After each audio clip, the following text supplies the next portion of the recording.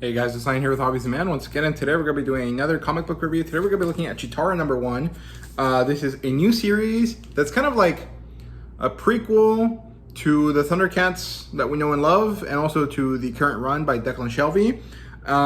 But it's also kind of like its own story. It's kind of weird. Like, I'm not really sure about the positioning of it all that much, but it does seem to inform some of the stuff that's happening with Declan Shalvey's run, right? So we'll see how it goes. But it's written by Soo Lee and has art by Domenico Carbone, who I think is an Italian artist. And this is pretty interesting. It got on my radar because it's Thundercats and I like the covers for it. But also because I saw Blurred Without Fear, I think is his name, do an interview with Soo Lee, and I actually really like what she had to say about the book that she's writing, you know, Cheetara, and also just the type of person she was. She's very much a fan of manga and anime, and she talked about figures and stuff, and I was really interested in what she was saying, and I thought that what she was saying about the story was also pretty cool, right? So I checked that out, and I actually ended up liking this quite a bit. I don't usually give ratings for individual issues when I do these sorts of comic by the issue type reviews, so I won't do that now, but I would say that this is a pretty good book. If you're a fan of the Thundercats, you'll probably like this. It's not necessarily a very action heavy story. This is a lot more about lore building and relationship building between characters, and so if you're not really interested in that, it might not be for you, but I definitely liked it. However, there were some small issues here and there in terms of like clarity, in terms of like understanding who was talking and why they were saying what they were saying. Like, that was a bit unclear to me, and so I'll mention that in a bit, but that's basically the non-spoiler kind of review here. Like, it was great. It's a very character and world building type heavy book, so if you're not interested in that, if you just want pure action, you're not going to get that. So maybe, you know, skip this for now, come back to it when it's collected in a trade. So yeah, after this I'm going to go, you know, spoiler talk. I'm going to mention stuff directly from the book, and I will probably show some artwork throughout the video. I'm not really sure yet. I'm trying out a new way of making the video so they're a bit more engaging and also maybe hopefully shorter, right? So yeah, it opens up with beautiful scenery here. It focuses on Thundera. There's a lot of exposition here about the lore of the country, right? There was originally this great, basically like ancient hero slash mythological figure who was like the creator of this place. And it turns out that Thundera is only like a city. It's like the largest city. It's also the most important city in this region. And all of the people that go here are special, and they're intelligent, and they're better than everyone else because of the fact that this place draws in these sort of like exceptional people, right? Most of them seem to be, you know, cat people, but I can't remember if they all are. So, you know, don't quote me on that, but it's pretty interesting. Then it focuses in on this temple. It focuses on these two people that are talking about religion. One of them seems to be older and one of them is younger, and then it later turns out that it's Yaga, or Jaga, right? How would you say that? Because it's supposed to be like Jaguar, right? So Jaga, and the other one is Cheetara, right? And so Jaga is obviously the older, and Cheetara is the younger. And they're talking about the religion that they're following on Thundera, and they also talk about the Sword of Omens, which is currently just kind of like sitting on this pedestal because they don't really need it right now. And as long as the sword maintains itself on this pedestal, it's going to continue to be a peaceful time, right? And that's good.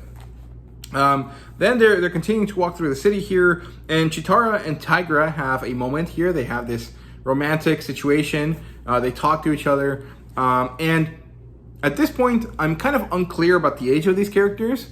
My understanding was always that, you know, the Thundercats were like in their late 20s, early 30s, depending on the character, and the kits, right, like the Wily Cat and Wily Kit, I think are their names. They were like 10 years old, maybe 13, right? And so there wasn't that much of a difference between them, but it was significant enough that when Lion-O becomes an adult, through like the messed up situation on their ship before they crash into Third Earth, Lion-O is now an adult, like a proper adult, like in his late 20s, early 30s. And the kids stayed young, and so there's this kind of odd situation there between them, right? And this is kind of explored in Declan Shalvey's book too. So here I was confused about the age of these characters, because the way that they're interacting and the way that they're acting seems like they're like already in their 20s, right? Like late, 19 or 20, or maybe even into their like 25, right? But the way they're drawn makes them seem pretty young. So I was kind of confused about this, right? And Jaga always shows up as this like ancient Merlin type character, but in this book, he looks like he's in his 50s.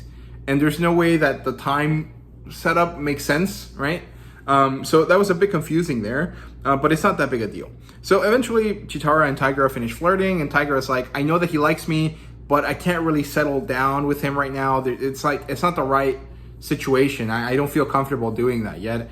And she talks to Jaga about this, and they eventually make it back to the palace, where we get to see a little baby Lionel, right? And again, this confuses me a little bit because I thought Lionel was only like a few years younger than her, right?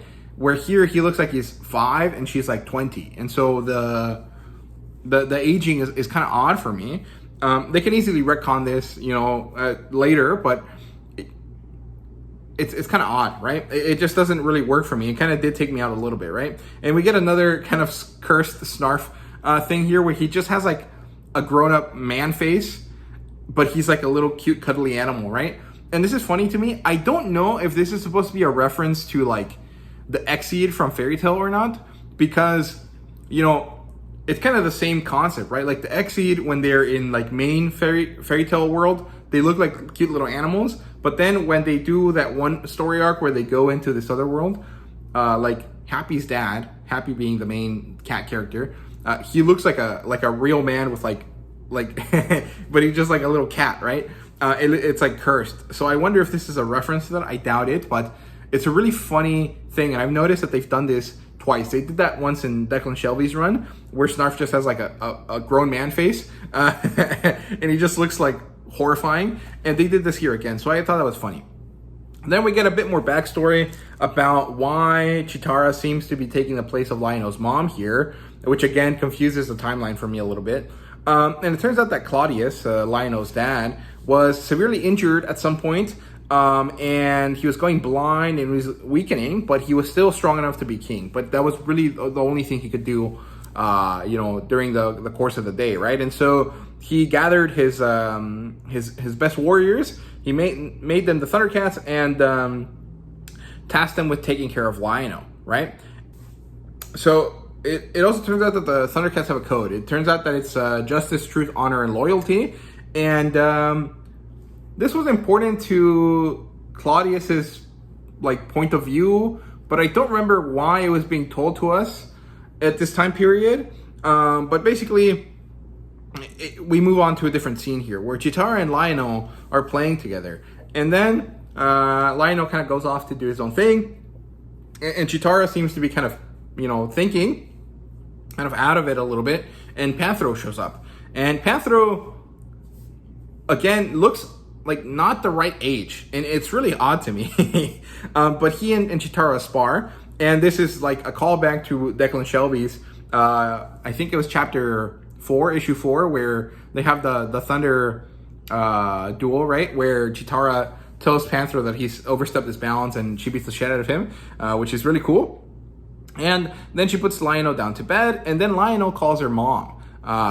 And then later, she has this prophetic dream, right? Cheetara notices or sees like the doom of Thundera coming here soon, and it's pretty good. I actually liked it, and I guess this answers a question that Soo Lee was posing quite a bit during her interviews and stuff like that, which is, what is this extra power that she kept talking about? And it turns out that it's that, Cheetara has this sort of clairvoyance to her that isn't really explored all that often, and so this story is about exploring that, right? But overall, I like this. I thought it was a good story. I enjoy the character development of Cheetara here. I like that she's dealing with this little baby Lionel, although I do find the timeline confusing because the characters are not the ages that I assumed they would be, right? And this could be because I'm wrong, right? I could be assuming the age of the characters incorrectly, right? But when I watched the original Thundercats show, which I would watch when I was a little kid,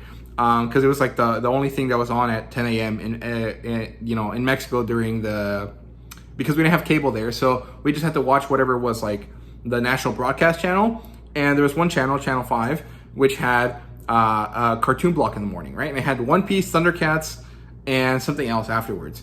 And I would watch Thundercats. That was my favorite show to watch when I was a kid. But I would only ever watch it when I was in Mexico, right? But I remember when I would watch that show, I understood that the like Wily Cat and Willy Kit, or whatever their names are, were like, you know, older than me, but not that much. And I understood that everyone else was adults, right? And when I was thinking about it as a teenager, I remember thinking that, you know, the adult characters were like 20, 30, and obviously the kid and cat characters would be like 13, right? And that doesn't line up with this, right? But I could be wrong. It could be that, you know, Tigra, Panthro, and the Cheetara are supposed to be 50, and Lionel is like in his 20s, and then the kit characters are supposed to be, you know, 10 or 12, right? And I'm just understanding that incorrectly, and that would make the way that the characters are shown here make more sense. But I don't think that's the case. If it is, let me know down below. I did not really make this video that much shorter than usual, so I apologize for that. But yeah, I'll leave a link down to Blurred Without Fear down below, or like I mentioned, so you guys can check out his channel if you're interested.